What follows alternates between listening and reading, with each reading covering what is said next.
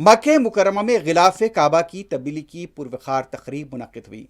किस्वा factory के 250 माहरीन और हरमैन इंतजामिया के कारकुनान ने तब्दीली के अमल में हिस्सा लिया। तब्दीली का काम तकरीबन 4 घंटों में मुकम्मल किया गया। मस्जिदुल हराम में गिलाफ काबा की तब्दीली के दौरान ज़ायरीन मामूल के मुताबिक तवाफ़ व इबादत में मसरूफ़ रहे। वाज़ेह है कि साल 2022 से गिलाफ काबा की तब्दीली की सालाना तकरीब नए इस्लामी साल के पहले दिन हो रही है। नए किस्वा की तैयारी में 825 किलो रेशम के अलावा 120 किलो सोने और चांदी के धागों का इस्तेमाल हुआ है। किस्वा की तब्दीली के मौके पर गैर मामूली इंतजाम देखे गए।